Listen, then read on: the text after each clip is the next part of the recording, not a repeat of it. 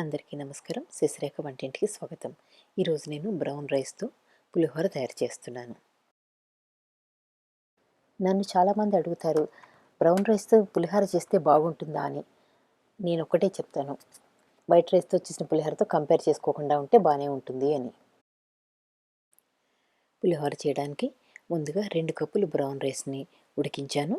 అది ఇప్పుడు ఒక బేసిన్లోకి తీసుకుంటున్నాను. ఇక్కడ 1 కప్పుకి 1.5 కప్పులు నీళ్లు చొప్పున 3 కప్పులు నీళ్లు పోసి దానిపైన 1/4 కప్పు నీళ్లు పోసాను. అప్పుడు కరెక్ట్గా పులిహోరకు సరిపడా ఉడికింది. ఎందుకంటే పులిహోరకి మరీ ముద్దయిపోయినా బాగుండదు, అలా అని కొంచెం పలుకున్నా కూడా బాగుండదు.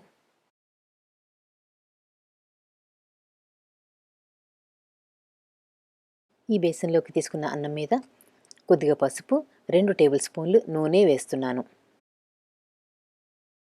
నేను ఇక్కడ నువ్వుల నూనెను వాడుతున్నాను. ఇప్పుడు దీంట్లో ఫ్రెష్గా తీసిన నిమ్మకాయ రసాన్ని కలుపుతున్నాను. వైట్ రైస్తో చేసిన పులిహోరలో కన్నా బ్రౌన్ రైస్తో చేసిన పులిహోరలో కొంచెం నిమ్మకాయ రసం ఎక్కువగా పడుతుంది. నేను ఇక్కడ 2 టేబుల్ స్పూన్ల పైనే వేస్తున్నాను, కాబట్టి మీరు కొద్దిగా చూసుకుని వేసుకోవాలి.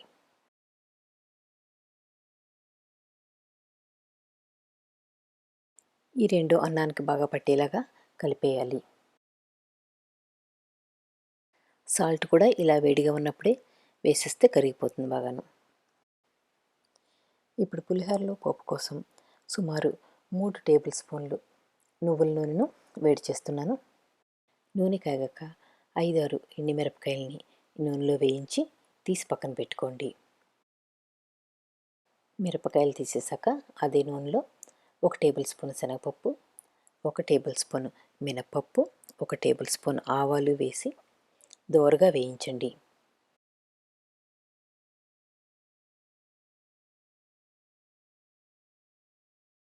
నాలుగైదు పచ్చిమిరపకాయలని నిలువుగా కట్ చేసి వాటిని కూడా వేయించండి.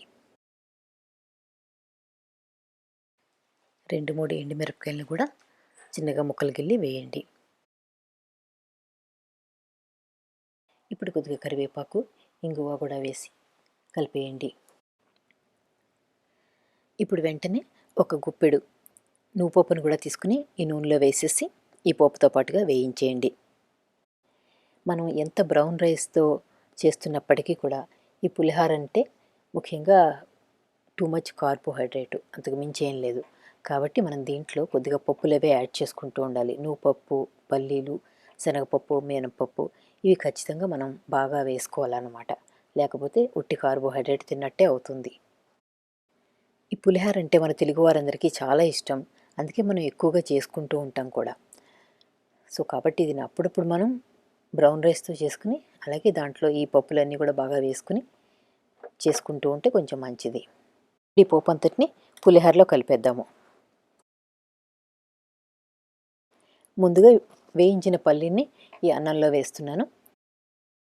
ఈ పల్లీల్ని కూడా మీరు పోపుతో పాటు నూనెలో వేయించుకోవచ్చు, లేదా ఇలా విడిగా పొడిగా వేయించుకుని అలా కూడా వేసుకోవచ్చు. నేను ఈరోజు ఇలా పొడిగా వేయించి వేస్తున్నాను.